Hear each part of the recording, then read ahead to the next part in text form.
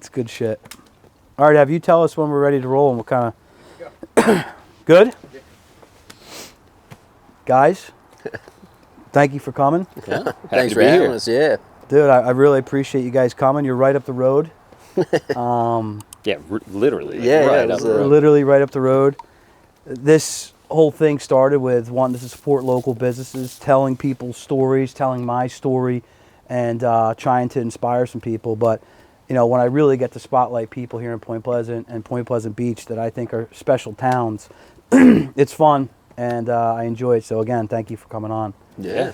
So, you guys have known each other and been, you know, pretty close friends and acquaintances for many, many years. Goes back to young soccer, and how old were you at that time when you guys first met? 8th grade, whatever that is. 12 or 13, yeah, that's a long time ago. It was the 90s. Yeah. So you were, what, 12, 13 years old? Yeah. Yeah, I started playing soccer together, and then, you know, really got in the same circles of friends, and then started skiing and snowboarding together, so it kind of just really took off from there. And it was Phillipsburg, New Jersey. Yeah.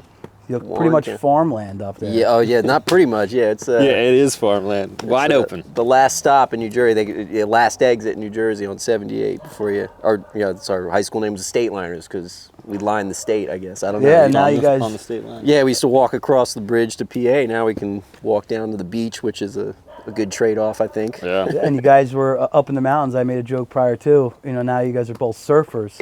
Yeah. You know, but you were coming down here. Your family had a place in Point Pleasant, actually? Yeah, my aunt and uncle have lived here for a real long 60s, time. probably, Yeah, 70s. like he was teaching at Point Beach High School in the 60s or 70s, and so they've lived right close to the beach. So you've been familiar with the area, and your family had some place down in LBI, so you were also kind of getting the feel of the beach and loving it. Yeah, it was just one of those things. Yeah, when you're a kid, I used to get like sick when I'd have to go home. Like I'd look going up the Parkway and looking at all these people that got to live like, you know, right there. So it was just like I said, it was a goal of mine. Like it didn't really necessarily matter what I did, but I wanted to live at the beach. I wanted to make that, you know, that was, like I said, we look at stuff as like, it's not a goal. Like my goal is not money based. It was, you know, happiness based. And that to me, like I was always happiest. So tried to figure out a way to make it work, and here you are. Here we are. So moving your life along, you guys obviously go through high school, go away to college. You were going to Stockton. You were going to Rowan, correct? Yep. Yeah. I was going to flip that for a second. Yeah. They're only about 45 minutes apart. My older brother went to Stockton, so I was there a lot.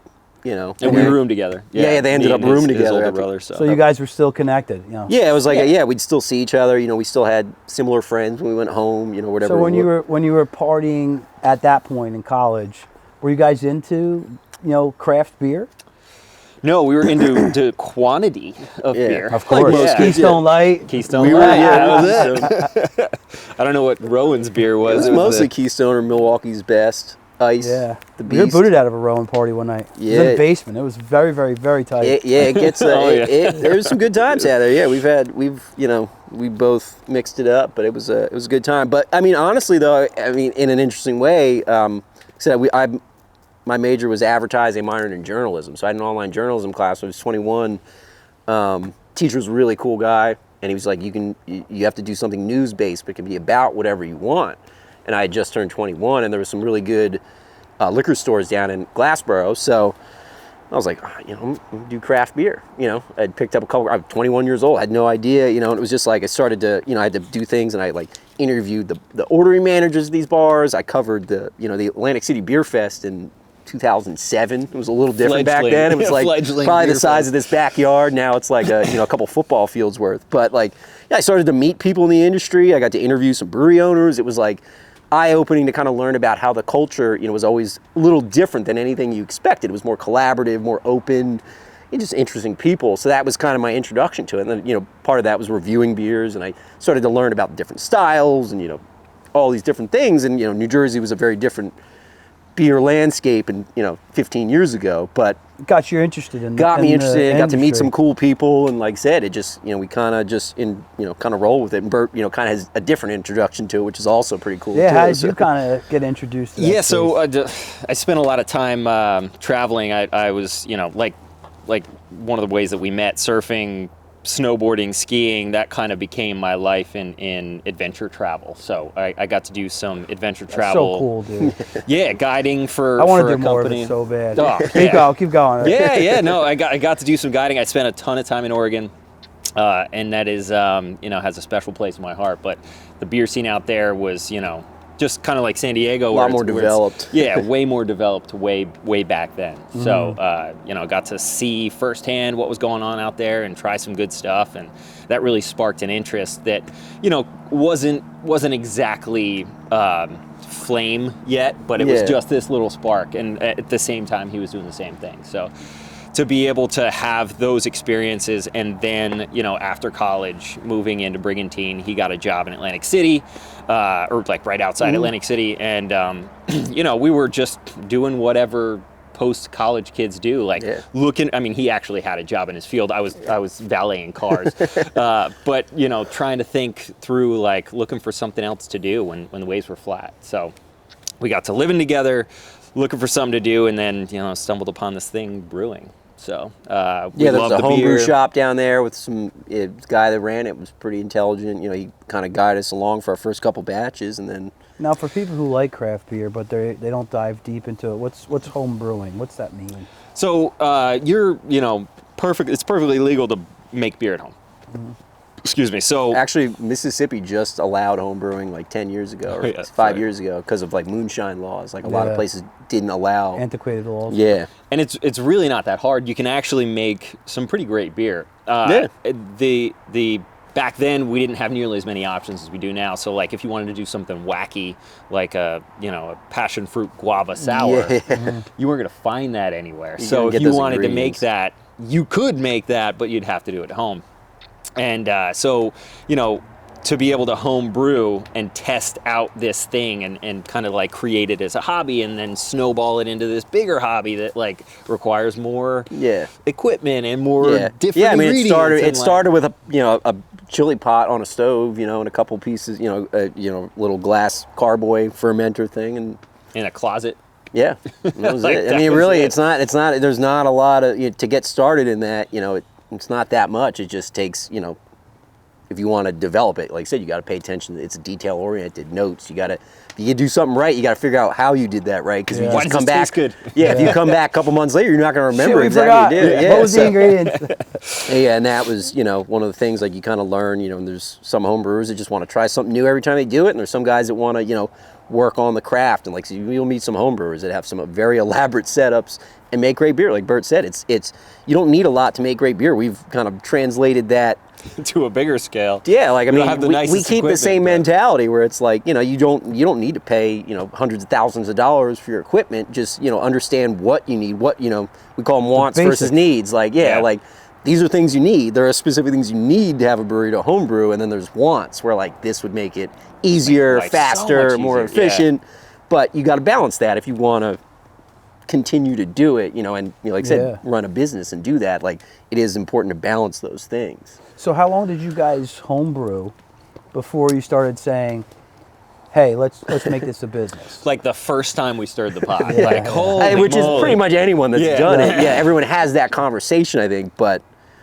Yeah, no, it was probably we would kill it. Think about all the beers. Think about So we it was probably 2 years. 2 years. 2012, I mean, a lot of brewers, especially in New Jersey, will tell you, like, the laws changed then. So, like, before 2012, you had to be a bigger brewery, like a Flying Fish or River Horse or, Cane and Carton opened right before that. Like, you had to be bigger because you couldn't, the tasting room really wasn't a driver. So you could like sample, but you couldn't sell. You couldn't make money really doing that. So you had to be big. You had to get it out there. And once they changed that, then we were like, when did they change that? 2012. It was 2012, yeah. So they kind of relaxed it. They allowed the tasting room where you could come in and, Because you're essentially like a bar. And I want to hop around a little bit right now. Yeah. What type of problems does that bring you when you're not really fully set up like a bar, but you are serving, alcoholic beverages, beer? What problems does that present?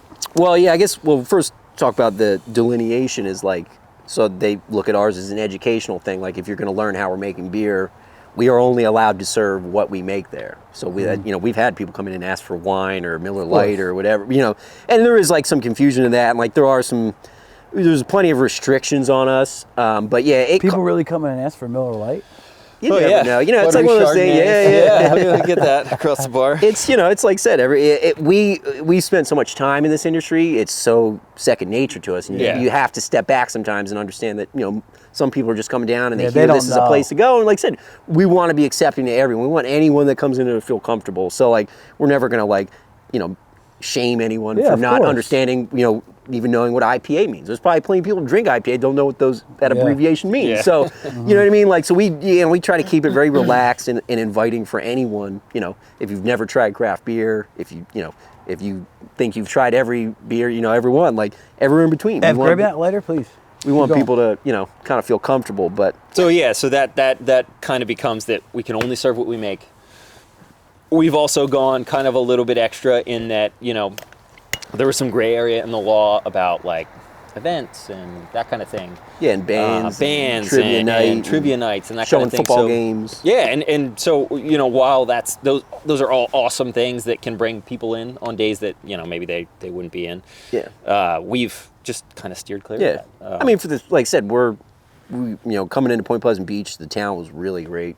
They were really I think welcoming. they really needed you guys. They I think they we obviously they were excited to have us, and they didn't they make us jump through any unnecessary hoops. It was pretty straightforward, but we understood we were entering a community, right? Like there's some breweries that are out in the middle of nowhere. That's a different story, but like you're coming into a town. Yeah, with multiple bars, and like we're trying to sell our beer to them, and then we don't want to be taking their customers. We want them to come here and then go out there. So. Yeah. That's why, a lot of people continually complained about our hours, but, we're trying to work that balance where, like, we're not trying to, We're not trying to poach the like 10 p.m., 11 p.m. Yeah, because bar it's goers. important that we're only open so many days. It's important that people are drinking our beer at B2 or Broadway. Plus, it goes back to your lifestyle. You have children at home, and we don't want to run a bar. and you're looking to take advantage of other travel.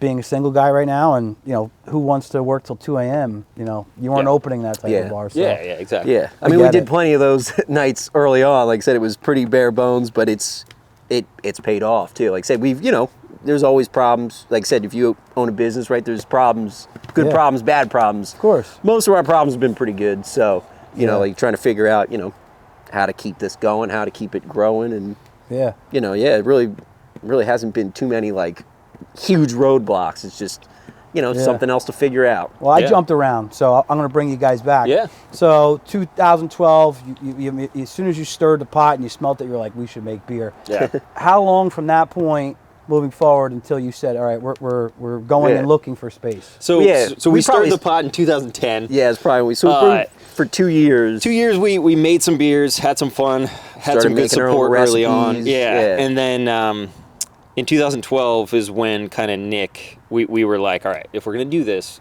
we're going to do this. And, my wife, Danny, who's another owner, she was shit or get off the pot, right? If you want to do this, do it. If you don't do it. That's okay too. Yeah. But having that support and that like little nudge, I think was really good. Yeah, it was really, really great. And at that point, did Nick go out to San Diego? That's when Nick moved. And so he went to San Diego. It was kind of like grad school. With beer. Yeah. Sweet grad school. In San Diego, yeah. And were you still writing? Yeah, I was working. Yeah, I picked up some like freelance work because, I mean, true to this day, you don't make a lot of money making beer. I was not making enough to live on, so I the place I used to work at, I still had some freelance work that I could, balance it. And, I understood, it was like, I sold my car to get out there. Me and my brother shared a car and a bus pass. And like I said, you got to make some of those. You got to roll the dice, right? Like, I mean, you can't. Nobody's achieved their dreams, just waiting for them to come to them. So, we definitely took some chances. And looking back, there was plenty of ways it could have gone wrong, or I mean, but that's it's hard not to love San Diego. I could have ended up just staying there, hanging out, spending 10 years. But no, like I said, we were pretty focused on the prize. So I spent a year out there and got really good experience, made some good connections, and then. Once we came back, Bert spent that time really like hammering down, making beer. Some of the beers. Is that what you're doing? Some of the beers back home still making beer.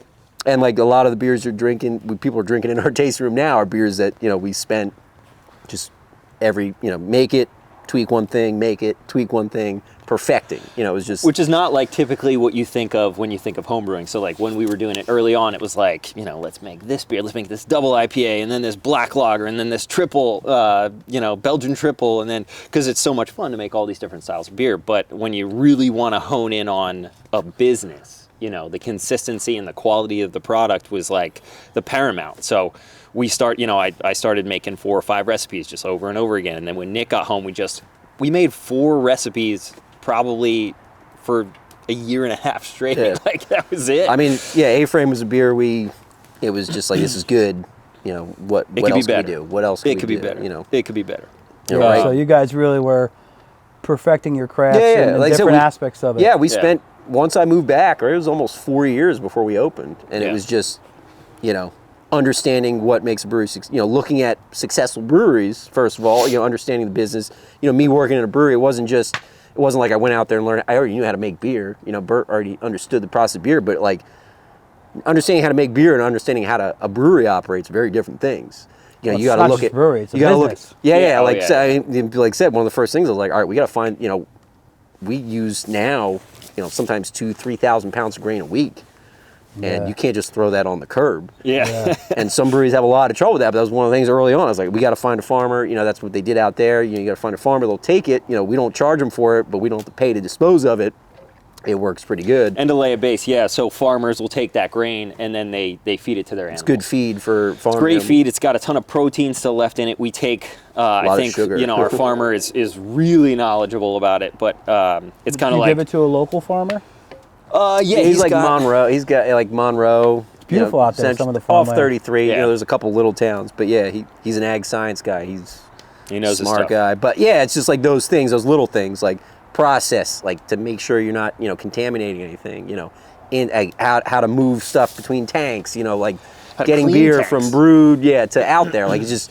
You know, I sat there and I go home after a day of work and I would write down notes and, you know, what I thought was important and, you know. Now, at the time, were you thinking that you were going to open it and this was like this going to school? This was like grad this was school. kind of like the first puzzle piece. So, like, he was learning about brewery life, like, you know, on the larger on an scale. Operational, I Five guess. operations. Yep. Yeah. And I was just, you know, Perfecting making the lots beer. of beer. So, you know, that was step 1. Step 2 was come home, perfect the beers, talk through marketing and like what's the name going to be, and figure out the money. You know, how are we going to get money for this thing? And what year was that? That's probably 2016 was like the business we got. Yeah. I mean, I think we leased the space in 2016. So yeah, probably 2015 into 2016 was when we like started putting the financials together and the business plan. You know, like how does this work? You know, how do we make money? How do we turn this into a full-time job? Because, you know, at that time, there was a couple other smaller breweries that opened, but, like, wasn't a lot of people doing this, like, as a living. You know, it was, like, supplementing, you know. Like, how can we make this work? See, believing in your vision, though, and chasing it down and knowing that it can create your living is something that, like, people just need to do when they want to go open a business. Yeah, it's Brewery, like half whatever. hard-headed, half optimistic, but then also, like, if you're ready to put in the grit to get there, like I think it's an easy thing to have confidence. Yeah, it's easy to get a 30-year-old to go launch a business, whatever it is. Yeah. And have them go do it versus a 50-year-old who was in that space and knows all the problems. Mm-hmm. Right? So a little bit of the innocence, a little bit of the, you know, doe-eyed, like, we can do well, this. yeah, and there's a little less on the line, right? If you got a family, you got a mortgage, you know, like I said, totally. Like I said, we could have failed, and you know, like all right, you know, whatever. Just So you guys add it to the college debt or whatever. open the store. One thing I like to talk about, and you don't have to get too personal. It's up to you, so I don't want to put you on the spot. But is giving these nuggets out in this podcast, right? So like, you guys talk about capital and getting that capital up. Was it borrowed personal funds from family and friends? Was it going to the bank and getting a loan? The last guy or 2 guys ago, Mike. They started CKO Boxing Gym in Freehold, and they all put money on a balance transfer credit card to get the $100,000 to buy the franchise. That's ballsy. That is ballsy. That's ballsy. Great. And it was cool because that's what he needed to do it.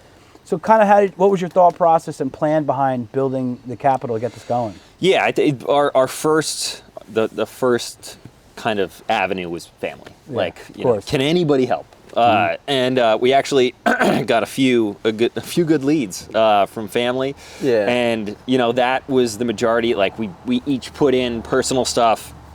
But I think probably we did do an SBA loan too. We had an SBA loan too, but probably 75% of our funding was family driven as loans, not as like, hey, give us some money. Yeah. We also which was always great because we paid off, like our family gave us money and we gave them more money back, which is a good thing to Yeah, what a win. That feels good. Oh, It yeah. does feel good. Yeah, especially I think we paid all that off last August. Yeah. So everybody's happy. Everybody's got their money back. But we also structured it as, for us, it made a lot more sense to have it as a loan, like structured as a loan, right? You can go equity, you can go loan. Yeah, we had a lot of friends in the financial, and they gave us the pros and cons. But and we had friends also that started other businesses with equity partners and. See the problems you run into there. Yeah, and so we could More kind of cooks in the like kitchen, anticipate some of those issues, and ultimately it worked out really well. All the family got paid back, and we took out an SBA loan that was paid back pretty quick as well. We tried to knock that out, and one of our approaches was working other jobs while we're starting this thing up, so that we can knock down our debt and grow through cash. That was kind of our, like, if you're looking at this holistically, and we have a brewery, we have this thing that's now generating income, how can we ensure that we are doing this for the next 20, 30 years? How can we set a good foundation for ourselves? Yeah, like I said, we wanted to create that buffer, that kind of rainy day fund, where, like I said, it's capital intensive. Like running not just opening a brewery, running a brewery. Like I said, ingredients are not cheap. You're carrying a lot of stuff, and then the beer's sitting in the tank, and then that's all stainless steel equipment. It all adds up. And how is breaking. The current economic conditions affected you guys with your grains and things that you need to purchase with inflation? Everything's gone up. I mean, it wasn't even really inflation. It's been everything. Like I said, we're dealing with the same thing. It's one of those things. Like it would feel bad if it was just us, but it's one of those things. It's another. Yeah, I like to ask those types of things, like how do you get through it, right? So everybody is dealing with it, but everybody deals with it different. Yeah. So one of the things we've kind of based our business around is on the sales side, creating reasonable prices so that we can be competitive in the local market. We're not competing with Sierra Nevada. They're going to demolish our prices. Yeah. Even Cape May is demolishing. It's an economy of scale. Yeah. So we can be competitive in our local market where it's an easy sell, right? Like on the tail end to bars, to liquor stores, that kind of thing. But also understanding that we have a little bit of wiggle room for when we do have increases and difficulty getting ingredients, that we have some space there to say, all right, we can margins. charge $2, $3, $4 more here at wholesale, be able to recoup some of that loss, but also still be giving value to you move some of the levers to make the overall macro picture. And we've always run lean, so it was like it's not like we were carrying excessive what do you call it, some of those fixed costs of employing. Like I said, everybody works hard. We sign the checks, we scrub the toilets too sometimes. It's our business. Whatever's got, my job title is whatever needs to be done is going to get done. Whatever it is that day. That's what makes you a good business owner. Yeah. Like I said, it comes. Like I said, a lot of my family, all small business owners, and you see that. My dad just retired, but he was. There was very few days where I didn't see him at least do a little work. I'm talking every day of the week. Like I said, it's just. If you care about it, doesn't really, you don't have mind putting in, whatever hours it takes. Like I said, when we first started, like I said, we were working 8-hour days at our day jobs and then putting in sometimes 8-10 hours here, and then.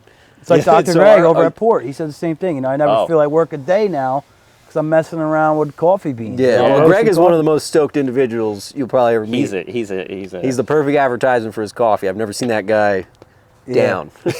No, he's good, man. Well, he manages his time really well too. He's got a lot. He's doing a lot. Yeah, he's got a lot. Doctor, coffee shop. He's a builder. Yeah. He has honey. He makes. He does honey as well. Yeah, great honey too. Beekeeping. Yeah, beekeeping for one time. Yeah, no, he is. So yeah, we've always kind of looked at the business that way and given ourselves a little bit of leeway, and just put in the man hours ourselves to try and get this done. Well, it's also about treating people right. Like there was some breweries, when this all came down, they're like, we're making sure we're getting paid. We're going to come out, everybody, and then they're like, well, do we have to pay our stuff? And it was like, we reached out, like one of the things I said, a lot of my family's small business.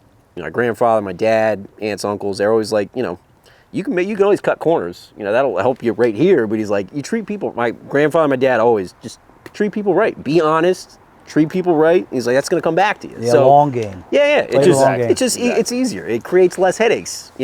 So when that all happened, like I said, it was like, all right, we understand the situation you're in. Like, we're not worried about getting paid right now. Like, let's figure this out. We'll make it work. Working with them because so we get that check now, but then they stop buying our beer. That's instead it's of only temporary. One check versus hopefully 100 Another more 10, checks. 15, 20, 30 checks. So it's always been about that and being honest. If we messed up, we're going to own up to it. We're going to take care of it. Like I said, and that's one of those things. Like, we worked controlled growth to like make sure we can take care of the people we're taking care of now, our accounts. And then you look at expansion. Every kind of summer we look at it like, all right, we made it through the summer. What else can we do this year? How can we work on it through the winter?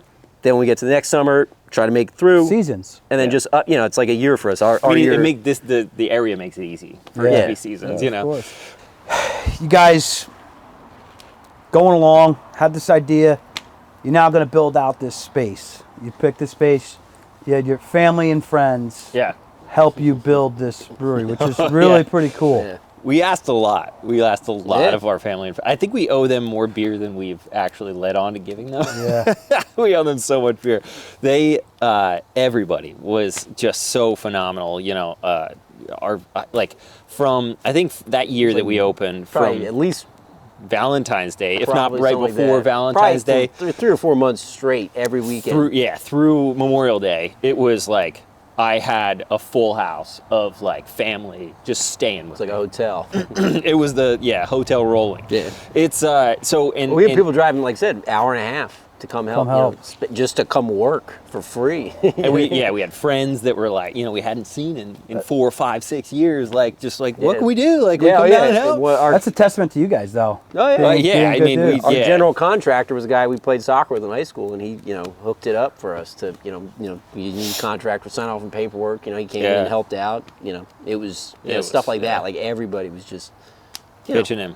Yeah. Yeah, so we were very, we as entrepreneurs, I think it's easy to think like, oh, we worked so hard and we were the ones, and it always takes that, but it always takes some luck and some support on every end. So I think you learn a lot about yourself. Like I said, Bert is Bert's very good at executing and building. So like I said, he was in there, like we had plans every week. It was it's tough because you accomplish one thing and then you look at the mountain of stuff ahead of you. You look at the map of how do I get to the destination. You see, all right, we did the installation. That took we had the one night. The people I work with. That was like a Wednesday night. We had to get it done so we get the fire inspector in there.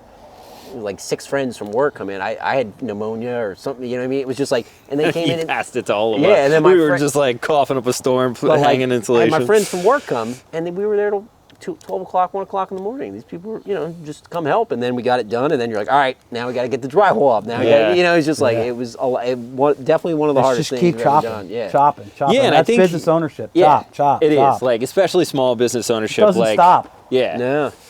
Yeah. Oh yeah. It's not like the day's done. It's just, you got to find a point to stop. Yeah. And then But it doesn't ever stop, right? You're up and running, right? So to get the train moving, it's a lot of pressure, a lot of steam, a lot of energy. But then once it's rolling, it is rolling, and then it's just different things you got to do Keeping along the way. But tracks. Well, I remember like right before we opened, it was like, all right, we made this beer, and all of our friends have said they like it, but then all of a sudden you're just going to give it out to a bunch of strangers. And if you've ever gone to any beer review sites, if you ever go on a beer review site, people that drink craft beer are not always nice. The kindest. So like all of a sudden you're like, oh man, like I hope people like this, and they did. And like I said, and it did roll along pretty well there. And like, the problem being a success is you can't just do the same thing to continue being a success. You got to keep going. planning and growing, evolving. Yeah, I think can't get stuck in your ways. You can't be like, this is what I like. You can't just keep making that if no one's drinking it. You got to be open to new things. Opening day was kind of like, for us,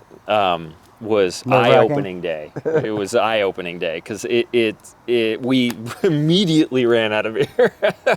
And so like the challenges of like really keeping up with a production kind of space where we need to make sure that we're, you know, in a restaurant, you know, they have things way harder than we do and some things way easier, right? So when you're talking about a product from start to finish, which for us is grain to glass, the shortest one we could possibly do is 8-9 days, and the longer ones are 6 weeks on the lager side, you know. But so we're talking about, you know, That's a long process. Yeah. So when you run out of beer, especially when like you only have 4 or ordering 5 beer. on tap, It's not like, yo, go pick up Bud Light. yeah, like Jim, go run to Costco and grab us a whole bunch of buns. It's like, okay, we're out until So how long does it take for the grain to get here? You know, do we have all the other How much ingredients more we should need? we spend? Yeah. Do we want to lay out the cash? Yeah. Are we going to get the return? Yeah. Yeah, so yeah, it's it took a lot of planning. You know, you make a lot of mistakes, and We've made plenty. I mean, that's business. the beauty. That you is the gotta beauty. learn I from. think, Don't make yeah. them twice. You know, that's really all it is. Figuring it out is the beauty, right? It is. It's like you start to hit these moments and these aha moments, and you're like, that's awesome. Like, I see it working. This was a little bit of our vision. This is what we were, you know, not envisioning, and how are we going to fix this? So I think stopping along the way too to really like take stock in it. One of the things that one of our brewers does really well is like, how does it feel, man? How's it feel? Like, how are things going, and how does it feel? And I think it's easy to just keep your head down and just like, there's this mountain of work always. It's never gonna go away. Yeah. So like, take a moment to just enjoy it and like really bask in like, all right, you're here. You're wherever here is. Wherever here is in you're the not current stagnant moment. back there. Yeah. And that's what a lot of people think in entrepreneurship and business ownership. It's like, I got to have the ideal plan. I got to have the ideal path. I got to have the ideal capital raise. No, you don't. Just start. Yeah. Just start moving forward. There's like a great balance of like work fast and break shit, but also, you know, one of the things that I've really been taking to heart recently is, I don't know, one of the old presidents, I think it was FDR, said, planning is everything, plans are nothing, right? So planning all the things in the right way is the only way that you can actually be prepared to make the leap. But then the plans, fucking they out get thrown out the the window quick. right away. You know, it's like, you gotta fluid. change. You gotta change. Every year you write down your revenue goals. You write down things you want to fix, new equipment. And again, it doesn't always go that way, but putting that those thoughts on paper are huge. Yeah. So talk about taking a break. You guys are both pretty well traveled. Talk about that for a little bit, because in my business, when I realized, and I read a book, and I'm going to start Googling this. I'm going to find it again and read it again. I was on a beach in Point Pleasant Beach. I used to live down the road from Marlins and the condos back there. Yeah. It's a great little spot It over is. there. It was a little hidden spot. It was great. And we go up to the beach right there, and I was reading this book, and the guy talked about, I work in sprints of 3 weeks. I work for 3 weeks, and then I shut it down for 3 weeks, because my creative side of my brain starts to slow.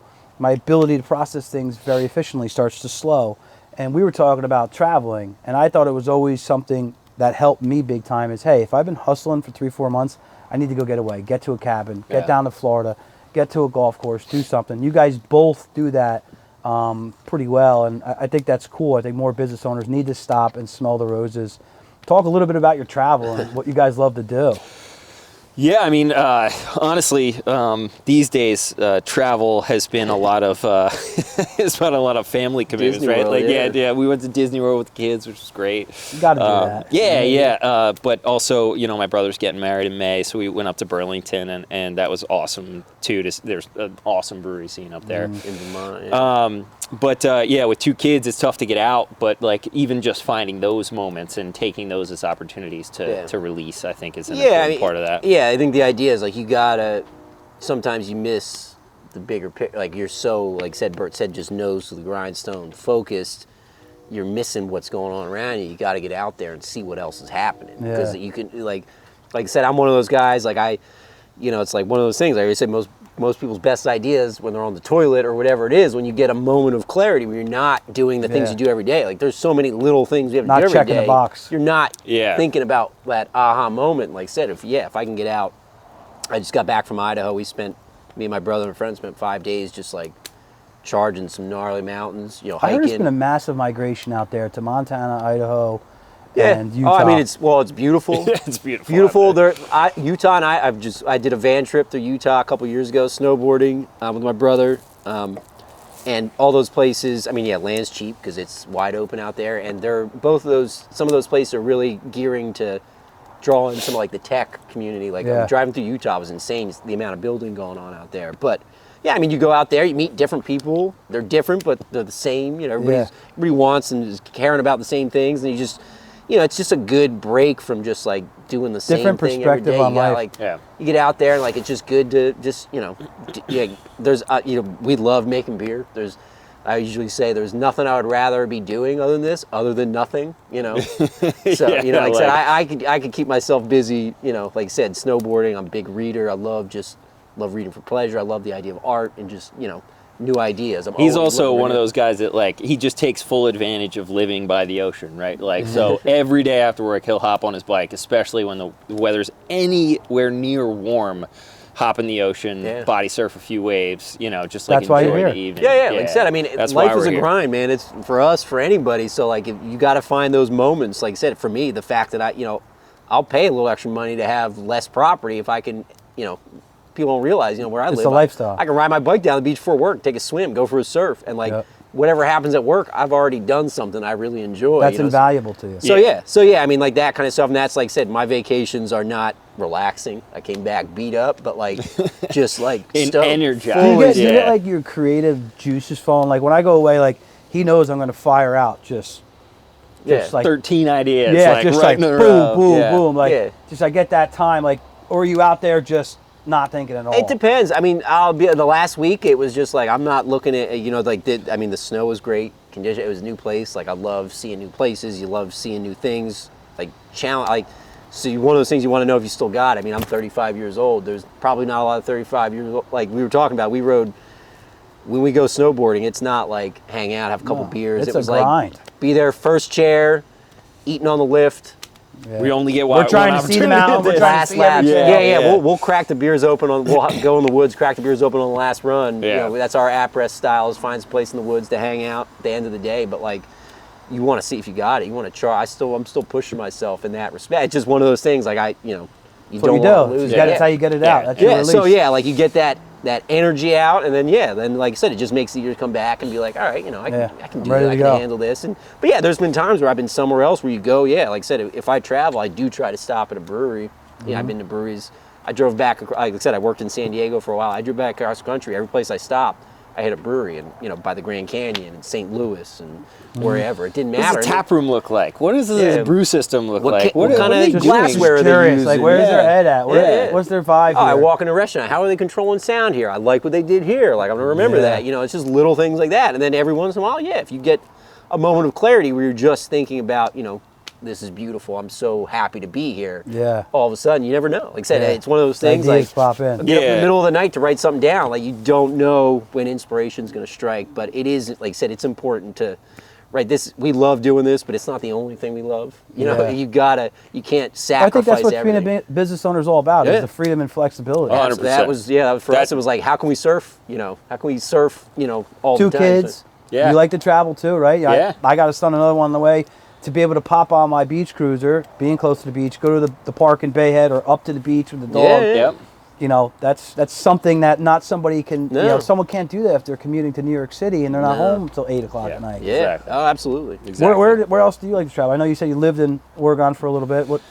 Yeah, I mean, so for a long time it was surf and snowboard trips. Nick and I have been to, you know, Colorado together. We've been to Barbados. Awesome. You know, just some fun little excursions that usually revolve around surfing and skiing or snowboarding. No flat earth, I think we call it. Just trying to ride some kind of bump somewhere. Show me hills. Yeah. Show me hills. It's all about flow. What we call flow state. We got a beer. Like, flow state is essentially like anything you can do where you have to focus on it so much that you forget about time doesn't matter anymore. Whatever else you're doing, whatever other stuff you're carrying on your shoulders, like if you can get into that mode, and that for me, snowboarding, surfing, that's it, where you're just like, you're so hyper focused and it just, everything else just melts away. Yeah, and I totally you're just get like, it.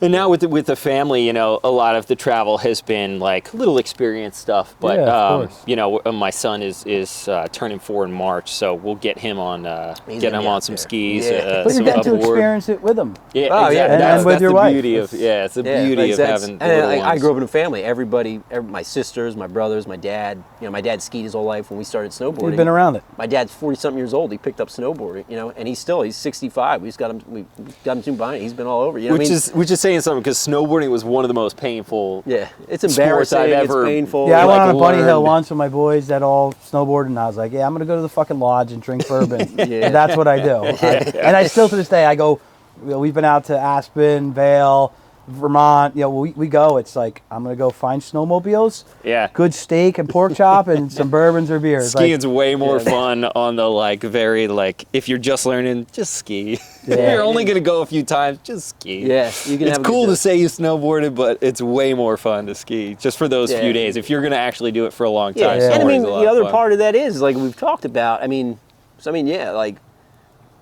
There are people that create a business or a brand, and like I said, we're very focused on the brand, like not just the beer, but like the whole experience. It really is, you Experience you're creating for someone else that may be traveling to us. exactly. Well, This and may be their vacation. Yeah, well, and like I said, there's plenty of ways to get drunk, right? Yeah. You can drink anything, but like having a beer is a specific, to us is like Feeling. a thing, right? Like, you're hanging out with your friends, you can Yeah. just have a couple beers, like I'm mad I can't have beers with you guys tonight. that's I an get experience. It. Yeah, It's fun. so, yeah, I mean, that's one of those things, but like part of that is like, right, our brewery's called Last Wave. Like, we don't want people, we don't want people to think that's just like us trying to grab that, like I said, just trying to co-opt that experience. Like, this is who we are. Like, Last Wave is who we are as people. This is an organic expression of like what this we is like, wanted it this to is a be. brand, but this is, us pretty So it's- laid back guys. So let's talk about the brand real quick. Yeah. Yeah. So you guys, obviously surfer dudes, you love traveling.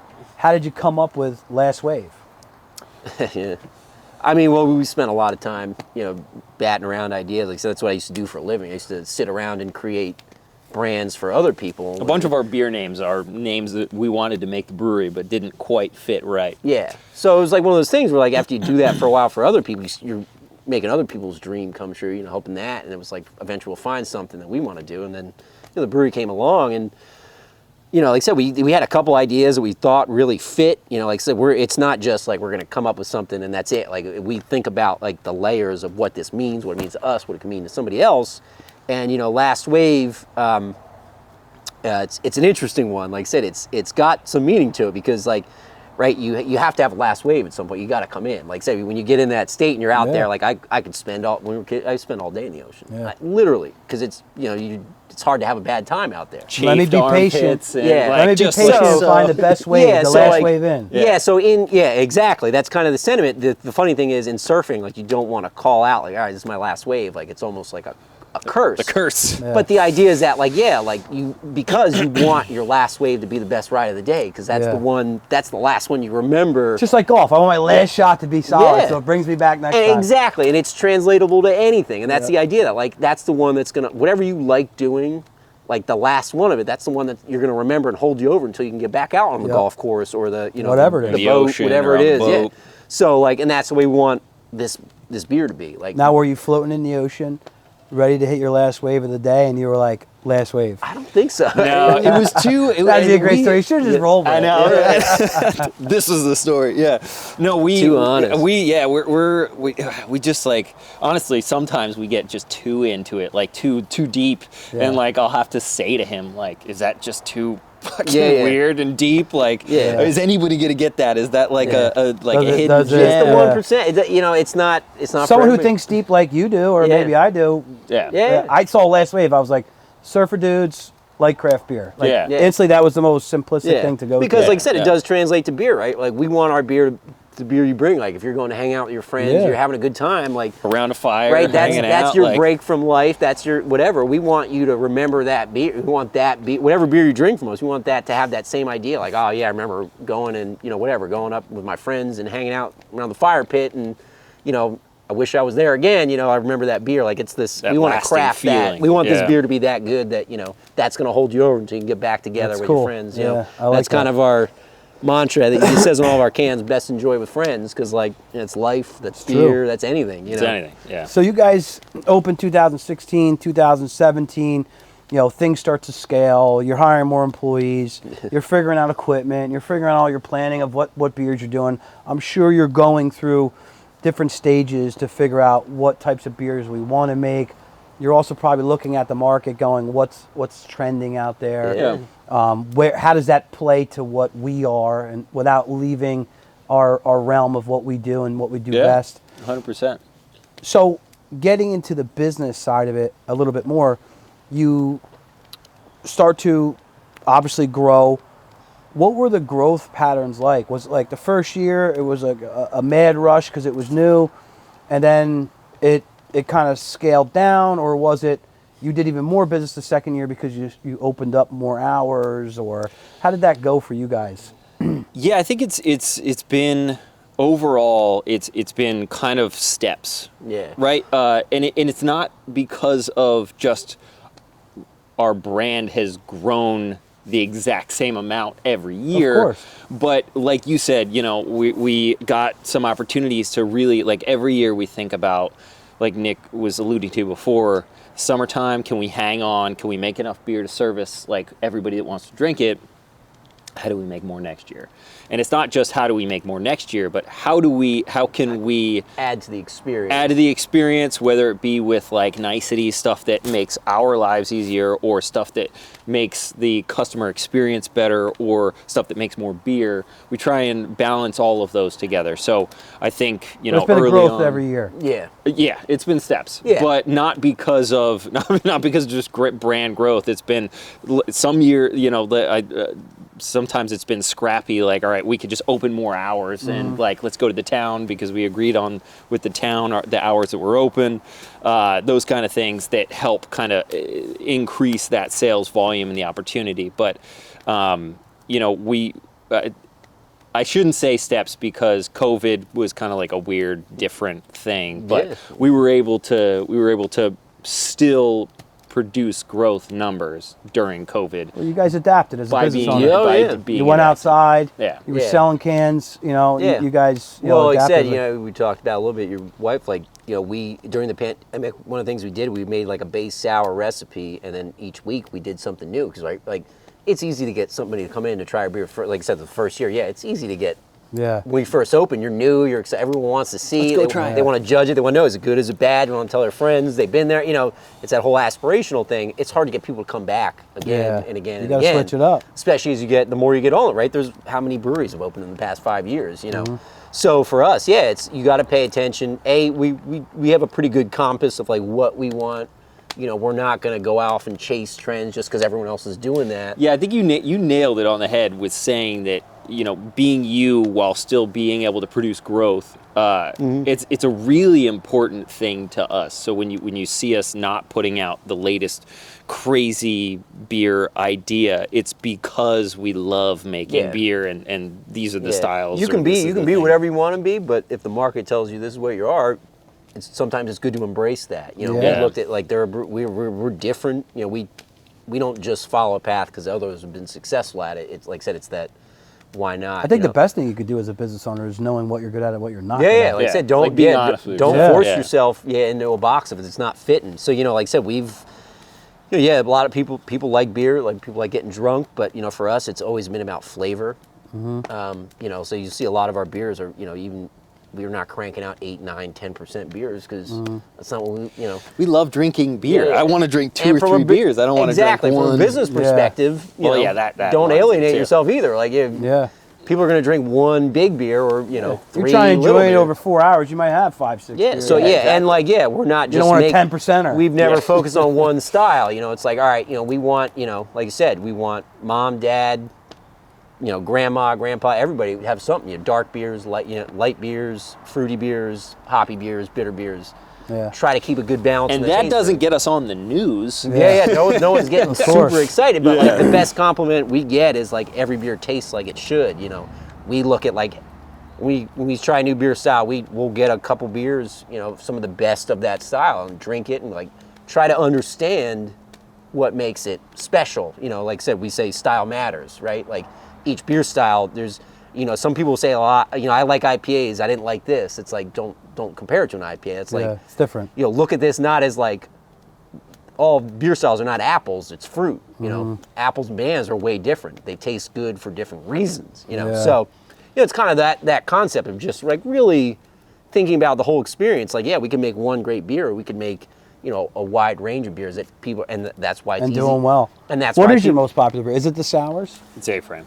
A-frame. I was going to say A-frame's the IPA. probably 50%, and it's part. Yeah, like we knew that was going to be a popular beer, right? IPA, it's easy. IPA is IPA. It's like in finance. I want a 401k. Well, do you really want a 401k? Yeah. Yeah. IPA. It's like everybody thinks that. IPA has launched craft beer. It's been the over 50% of the market of craft beer forever, and it's going to be. I love IPAs. Yeah. Oh, So do yeah. we. Yeah. Yeah. But like even inside IPA now, it's like any music genre where you have, you know, Yeah. whatever. Subsets. Yeah. So like, and we've. What is the second? Is it sour?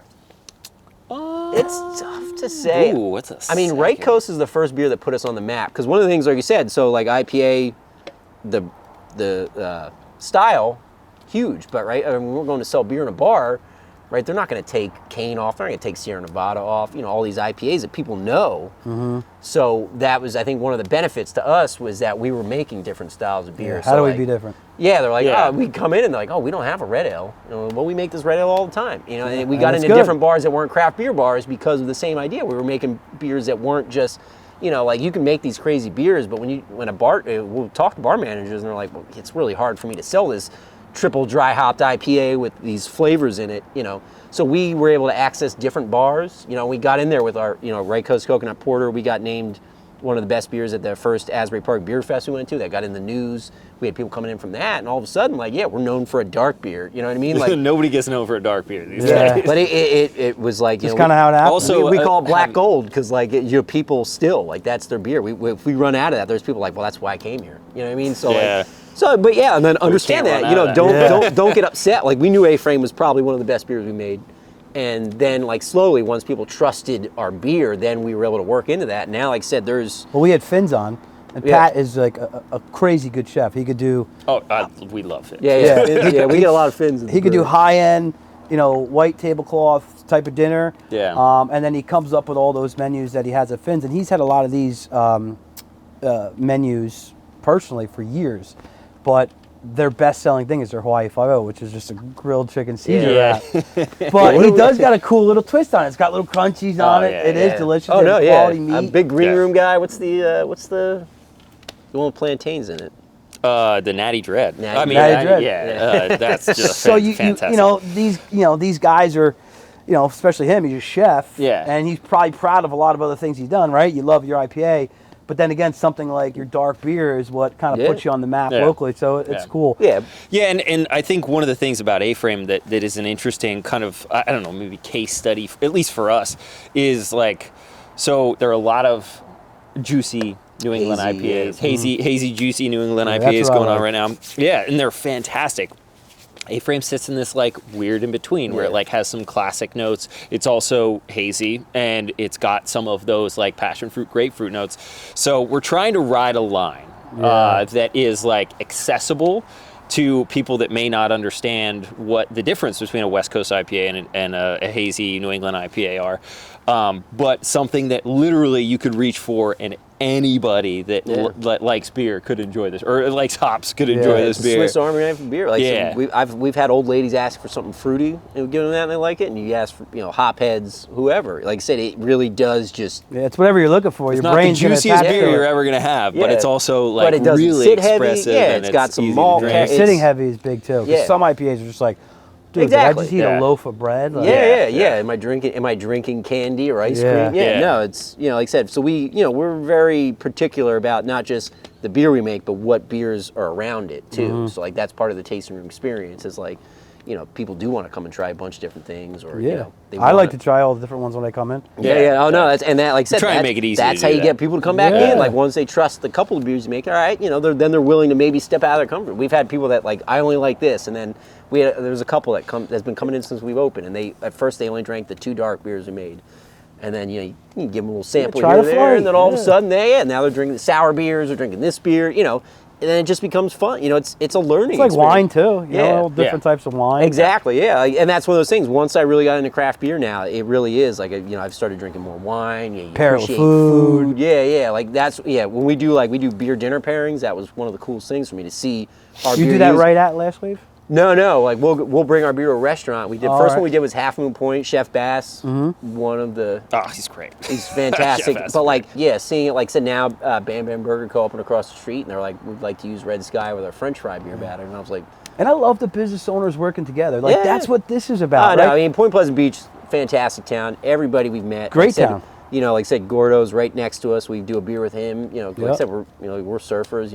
A lot of our gear comes from him. Like we've hooked it up. What's that? Was that Circle Brewery or the one right off Exit 100?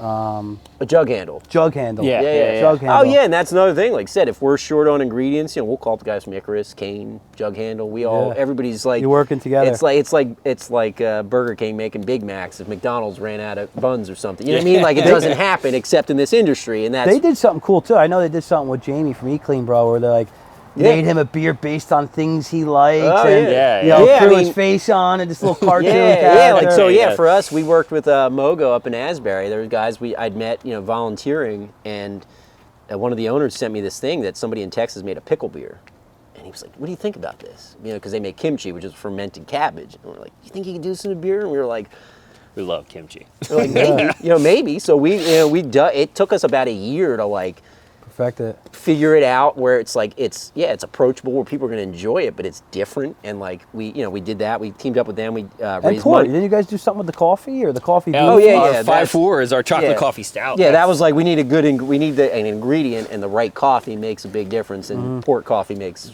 I'm not a coffee Fantastic. drinker. Yeah. I love the smell of coffee, so Dude, that's why I he's love got coffee good- beers. Him and Yeah. Grace have good coffee. Not to give him another insane. plug. It's delicious. Oh, yeah. Insane. It's fantastic. And I really do love. That's probably the only Greg. coffee He's I've drank character. in my entire life, essentially. But like I said, it's one of those things. I love the smell of coffee. When you walk into their Yeah. place, or they bring that coffee in, and you crack that lid, and it's Well, just like, he's also one of those guys that's like not afraid to ask questions, which I think Yeah. is like a huge part of like owning a business is like being in awe of the other things that you don't know. So like when he first came in and we started talking about how we have cold brew, their cold brew on tap too.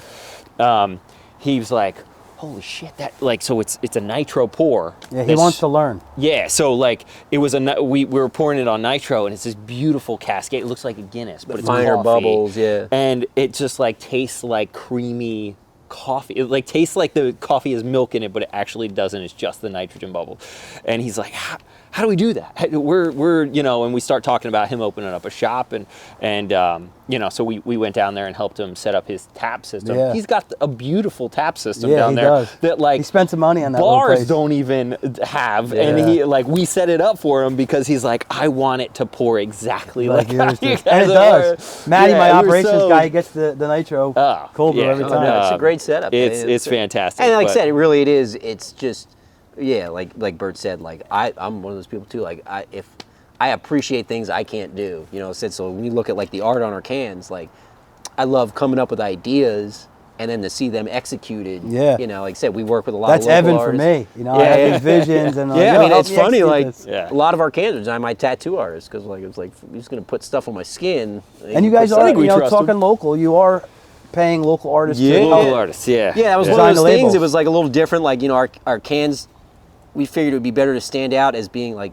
reserved. You know what I mean? Like you see a lot of cans where it's just like this wild, Yeah, wild. and that works. All black, all purple. But yeah, for us, we were like, how can we do something different for each beer, but make it recognizable? So the kind of white can with like this art panel. And keep it local. Yeah, and then like said, all right, well, we don't have to just work with one artist. This is like, Yeah. So then like H beer, you're like, all right, well, I've seen Yeah, this like guy. this one is way different than A-frame, Yeah. right? Like, but it's still Yeah, it's a very really minimalist, cool and then this But one's a that's watercolor cool. That also style. makes a whole story and narrative around Yeah. that beer. Yeah. Oh yeah, yeah. Because everything that goes into it. The Exactly. artist, the vision. Yeah, and like I cool. said, and we give them usually put their Instagram handle on the can too, Yeah. so you can, if you like their stuff, reach you- out to Go those check people. them out, buy some of their art. Like, Yeah, you guys are definitely supporting local business. Yeah, And no, like I said, and we've doing a seen a good lot job. of support from the local community. That's what I mean. Like I said, we try to give back whenever we can. Like I said, some of those beer, like with Mogo, we did a thing. We helped raise money for Asbury Park Dinner Table, which buys food from restaurants with donations, buys food from restaurants, gives it to people in need. So you're helping restaurants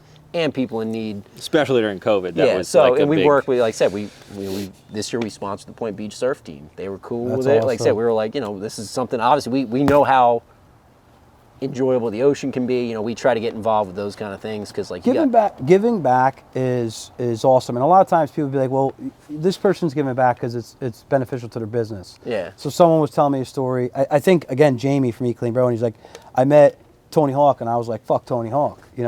He's a douche, and he had been going through some tough things in his life at that time. He didn't know, but he's like, he's showing all these skate parks that he's building in these poor areas, but that's because he's selling skateboards. Like, even if it was just that, who cares? You're giving back. You're helping young surf. How many surf teams don't get off the ground because they don't have the funding for it? The local school districts struggle with funding. Oh yeah, we've done wrestling mats. Band you guys are doing cool shit. Yeah, we're trying. Like I said, we get involved. Best Day is another really cool organization. They take kids with developmental disabilities surfing or to the beach. It's some of those kids. I mean, some of the stuff. It's just to enjoy the ocean. Like I said, we talked about how easy it is for us to go to the beach. And I know how much that means to me. So like to help kids do that. So that's something we've raised money for. We volunteer every year. It's like one of my favorite weekends of the year is to go out there and just like push kids into waves and just like see the faces. Exactly. I was going to say, you see that stoke and like we're about spreading. Like it's got to be positive. That's one of those happiness indicators that we're talking about, where it's like this entrepreneurial venture is not necessally about. We were able to do this because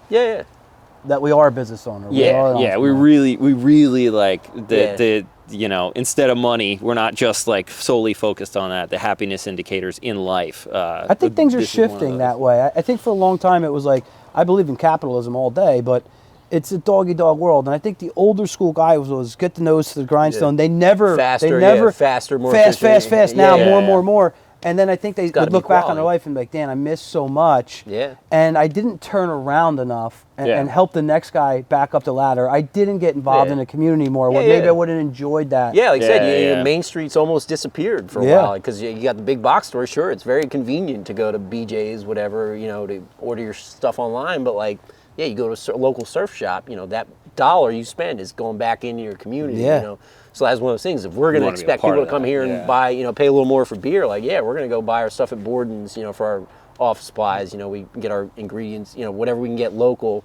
We try to figure that out because, like, if we're expecting people to support us locally, we got to support the community. I'm big on that, man. That's everything I do, and that's probably why my business has flourished, is because I've been so concentrated in a specific area and just building those relationships. And this community, it shows that it works, right? It works does. for everybody. Like I said, that's why we love being here. Like, we felt very accepted from this community. We want to give that back whenever. And you guys have no real problems up there. There's not fighting. We went through. I think it was like 2 years ago. We went through with the town. We were trying to do something. I don't know if it was the opening of the beer garden or if it was like the hours thing. And one of the people asked, like, has there been any police complaints? And we had to come back. We had to come back like another 2 or 3 weeks later. And I was like, no, there's been no police complaints. And they're like, let's check. And they just checked, and like literally zero police complaints. No neighbors. I think the vibe of person that goes to a brewery is a. I think that's why the town was like said. It's not different. It's not people slamming vodka and tequila shots. No, man, it's coming and hanging out. Like I said, you can bring your kids, your dogs, well-behaved dogs. Absolutely. We make it work. We want everyone to feel like they're a part of this. Like they have, like we love feedback. So if you come in, tell us what you like, tell us what you don't like. It's hard to hurt our feelings. You know what I mean? Like, these be days honest. We've heard it. So we've had people. We've heard everything, good and bad. So I mean, like, but everything helps us. We get better. We want the town to be proud of this too. And I think that's part of like to be an entrepreneur, to be someone who's just going to open your own thing. You have to have an ego and confidence enough to know that your product is good, right? Like that's a part of this. Plan to be a success. But understand there's going to be roadblocks and you're going to encounter problems, but plan to be successful. That's the best thing you can do. And on the flip side of that, having an understanding that you do have an ego, but that there is an importance for feedback is also, I think, something that kind of flies under the radar, but is such an important part of what has kind of driven us to be better. We get to own every success we have, right? Like, we're never pointing fingers at each You other. better own right? every flaw you have, too. Exactly. Extreme So ownership, every Jocko. success is ours, every failure is ours. So it's never like if Bert messes up, I'm not like you did that. It's like, all right, well let's go. Yeah. And then because next time it's going to be me. And Or it's going to every- be one of our brewers. Like don't you can't point fingers. Every Like, it's just- successful person has a little bit of an ego. You just have to make sure that thing stays in check, and you have the ability to take constructive criticism. And at Yeah. times, there's been people around me in my circles that I've given them some pretty hard truth. I'm a direct dude, Yeah. and it's just how I roll, and it comes from love all the time. But some people just can't take it sometimes, and I think those people end up, failing. Yeah, and eventually. even if not just full on nosediving, just like having a real hard time getting Yeah. through some of those Growth real phase. truths. Well, yeah, that, like you said, have if to you've get started said your a own few business, different you've been times. humbled probably. Oh, right? Like you 100%. sat there, you thought you walked in, and then all of a sudden you get I didn't get the a deal. few or- shots, and you're like, yeah. Like I said, I went out there and selling beer. Like I said, my dad got into sales, and he said, I was like, Dad, you're a great salesman, because I hated it. I hated Yeah. it. I hated doing it. Yep. He's like, but you have to. Yep. And like I said, once I've done sales for other things, and I was not good at it. But like, all right, this is me. This is my me in a can. craft. So I get out there, and like I said, yeah, sometimes you feel like the ugliest kid at the dance. Mm-hmm. You go in and like people are brushing you off, whatever. You No, got to no, go back no, in there no, the next no. week and smile, and Yep. and then all of a sudden, then all the calls start coming in, the orders coming in, and you're on top of the world. Like I said, you got to be able to just like Take the good with the bad. swallow the pride, and just. So how many employees do you guys have?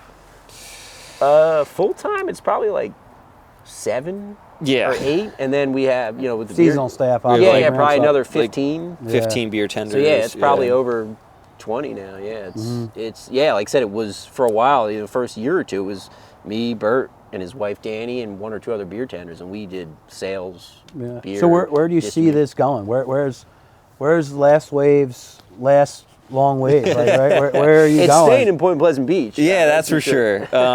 So yeah, that's one of the hardest parts is, so growth for us has been a vehicle to get more beer out there, to be able to do more interesting stuff, right? So if we have more equipment, we can make more different styles, or do this stuff that we never could do because we didn't have the time or the effort or the manpower. So growth has been really just something that has helped us make better beer, I think. It's never been a driving force to like, we have to be way bigger, we have to make more money, we have to do this. I mean, clearly as business owners, we want to see it grow continuously, but it's never been like the driving force behind what we're looking for. So we've gone a lot of different routes. We've gone like, all right, what can we do out there? Should we be opening, what's the landscape currently? Should we be opening a production facility and trying to make this thing tri-state? A van with taps on it that goes to festivals. Yeah. And so we've gone through a lot of those scenarios in our head, and kind of come upon the idea that if an opportunity presents itself and we're kind of feeling good about it in the smaller scale, I think creating an experience is one of the things that we do best, and we know that. And so trying to break in and like really pound the market with tons and tons of beer has never been our goal. So we've been exploring opportunities to create to have another smaller space, maybe beach centric, maybe elsewhere, that would allow us to do different stuff. And In Jersey? Yeah, I think Jersey, it makes sense. And just To show, me, like I said, different facets. Yeah, different facets everybody's of an the onion. business. You're not just one thing. Like I said, so for Maybe switch it up, have like a small little cozy place that's just something, Yeah. just does something. 6 things really well. only. Yeah, I mean, Exactly. So it's a wide world. And we've driven deep into the like, all right, if we were a production facility, like due diligence. Is this, we looked at a 12,000 square foot critically spot. thought it out. Yeah, and we went and looked, and we chatted with other the real estate agents. There's like, breweries, like you've seen the Crowlers, like the Yeah. can. That was a brewery that like came up with that idea, and then they patented it, and then they started, they were a Selling brewery that those. started selling the, could we there do was more something money like in that? that. What is the need is for there- brewers? Is there a way to, so you got to look at all that derivative stuff. of the brewing industry that could get there. So as much as we want to continue growing, and we will, we have packed. Every time I come to the back with a tape measure, the guys back there are like, we can't fit any more tanks, man. Yeah, We just can't. I'm like, I think we can. Yeah, maybe just one more. Maybe just one. So the growth is certainly something that's on our minds, but it's not our driving force. But we want to do what is comfortable to us, what we know we can do. You know, we don't, you know, what you like again. Yeah, exactly. We don't want to just be, you know, if you're just cranking out something because you can, then it's just a product. You could be making beer, you can be making duct tape, you could be making boots. It doesn't matter. So this, like, we like the personal aspect of what we do here, so we're trying to figure out. Well, I'm going to be paying attention, and I'm sure whatever it is that you guys do is going to be successful. So one of the things I like to do, wrap it up, is, you know, throw another nugget out each, right? You guys have both dropped some great nuggets, and again, I appreciate your time. What is something that you would tell to a young entrepreneur or a young, you know, craft beer guy looking or girl looking to launch a business? What would you say to them? And both of you kind of rattle off one of those. So I think that's a great question. I think one of my main, you know, contributions to our success, or you know, one I think has made us very successful as partners, has been. I touched on criticism before. Mm-hmm. Finding someone as a partner that you can argue with. Mm-hmm. Not, and argue's a bad word. Argue comes off as like negative, but it's really not. Mm-hmm. Find someone that you can disagree. It's called a conversation. Exactly. Yeah, exactly. We can't do that in this country nowadays. Yeah, share ideas. Yeah. Disagree strongly with, while still understanding respect and mutual goal. So like, you know, you can disagree with the idea, don't disagree with the person. That's what don't go after them personally. Exactly. Like, I think Nick and I do a fantastic job. We disagree all the time. Of course. All the time. And I think that only makes us better. So I would say, you know, to anybody looking to open a business, if you're solo, that's fine. Find some honest feedback, some opportunities for honest feedback. If you're partnering up, make sure that you can have an honest discussion and disagree often to make yourselves and your product better. Yeah, and you're not steamrolling one or the other, or you're the person getting steamrolled. And exactly. Now there's no, again, that goes back to ego. Right? Yeah.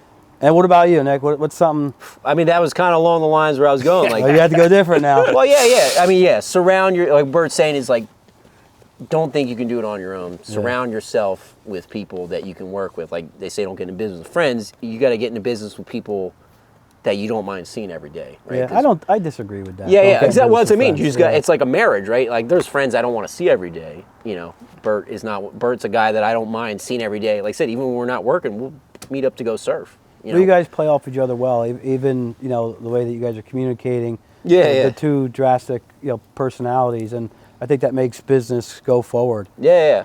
I think, like I said, it's some of the stuff we've kind of touched on around. For me, I think the best advice you get is like, you got to pay attention. Like you don't know what's going to be important until it's important. Like so one of the things like that I've found, when, like I said, I went out to San Diego and learned a lot there. I met some really cool people that when I had questions, these people have gone off to work in New Belgium and Maui Brewing opened their own breweries. Like you never remember the people you meet, treat people right, because you never know when somebody's going to help you. And it's not necessarily helping. It's like you got to be willing to help other people. You got to be willing to ask for help. Build your resources. Don't be afraid to ask for help. You can't. Nobody does this alone. Like Bert said, we got our families. Pay attention to who you're working with. Like understand that everybody has a motive, but you got to work together. Yeah, it's the motive could be good agendas. Yeah, there's nothing wrong with that. So give us scratch back. Absolutely. It's the way it's got to be. So the last question I like to throw out too is, again, this is about supporting other local businesses. What's other a business each that you guys want to give a shout out in town? Of course, you want to probably shout out everybody on Arnold Ave. But something that may be a close friend that is looking for some more eyes on them or some more ears on them. Hit me with a couple of those. Man, that's a great question. Yeah. I would ask anybody who's paying attention, look at your community, right? Like people think they got to go somewhere to get a specific thing, whether it's like, you're going to buy bread, like, well, I mean, Joe Leone's makes some of the best bread you're ever going to see. Like, yeah, you can order your sunglasses, your bathing suits online. Go to a local surf shop. These people care. They're going to give you better advice. You're going to try it on. Yeah, we talked about that with the artist stuff. Just stay local. Yeah. Keep your money in your I economy. mean, I think that's what we hope to show is like you don't have to go to New York City or Los Angeles to see a good artwork. Like there is. So I'm going to pin you down though. Who's the business you want to shout out? Let me see who. Well, so one of my so I live in Asbury Park, so I'm going to give this is a very out there one. There's a store called Unwrapped, and we're, I would say, pretty eco-conscious. Like we understand we're trying to minimize our impact. We call it walk lightly. Like this planet is all we have. So like you can stomp through it and make your mess, but like there's a place called Unwrapped in Asbury Park, and what they do is you can bring in like if you run through your shampoo, they have huge refillable things where you can come and get your shampoo, get your hand wash. It's all naturally made stuff. It's no chemicals. That's cool. And like so you're instead of having to go buy a new plastic bottle every time you do it, you can just keep using the same ones, clean them out, refill them. They bring them back, do it. I think it's a great idea. Like as a business person, I'm like, I never would have thought this was possible.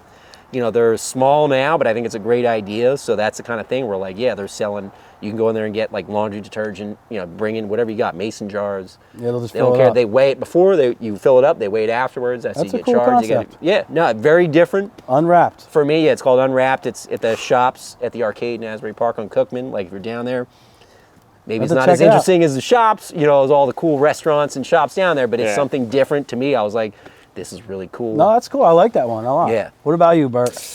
Oh man, honestly, I don't want to be a cop out, but Greg and Grace are doing such a phenomenal job down there. Yeah. You gotta go get coffee. Yeah, again, I mean, I hate driving by on the way here and seeing like a line of cars at Dunkin' Donuts when you got so many Exactly. people. Exactly. It still blows my mind. Bridge Ave has DV Tree, which is awesome. We've had DV Tree on, and I love them. Divi Tree's great too. He's got a different, they got great baked goods that Mainland does. They got great coffee. They got great breakfast sandwiches. And those people care. They're going to remember. Those people are going to. Greg and Grace are going to remember your order. You know what I mean? Like you're going to get that personal touch. You're going to get. But what blows my mind is that you have that. You have Grace and Greg, and you have Rook, and you have Dunkin' Donuts and Point Beach before the bridge and the one on Bridge Ave. Wrapped. And personally, I think Dunkin' Donuts coffee sucks. Yeah, well, I'm not a fan either. But and I also don't mean to say that Greg and Grace are a cop out. We've just already talked about them tonight. So I get it. It's one of those like, it's just like really. I guess it comes down to like really digging into the quality that you can get locally, like looking at the nuance in the coffee of, like you're saying, Dunkin' Donuts, you can get a cup of coffee. Yep. It is coffee. It's mass produced. You're going to get the caffeine. You're going to get caffeine. You're going to get coffee. But like seriously savoring a beverage in the morning and really thinking about your day ahead. Oh, I love it. It's every routine. It's in every single one of my daily routines is going and getting good coffee. And I wish they were open 7 days a week. They're not right now, because it's wintertime, but I love their coffee. Think about this. Let's say you work all day on, your Traeger and you're smoking some piece of meat, and you go and get to eat that meat after X amount of hours of smoking it with your great side dish. That tastes delicious to you because you went and spent the time, understood the ingredients, the sauces that were on it, the processes that went into it. If you can go and understand the ingredients that someone else put into their business to bake their cake or to cook their piece of meat, you're able to kind of share in that experience with them, and it is super important to do that. I try to do that. Yeah, that brings up Rich at Offshore Barbecue downtown. If you haven't, that guy, he'd be a good interview for this. I think he's hit us up a couple times. I don't think get him as well. He sweats barbecue, man. That guy, some of the best chicken wings I've ever had. Like he doesn't try to do everything. He tries to do one thing really well. And he's like I said, he's smoked a watermelon for us. We come in with something. He smoked grain for us.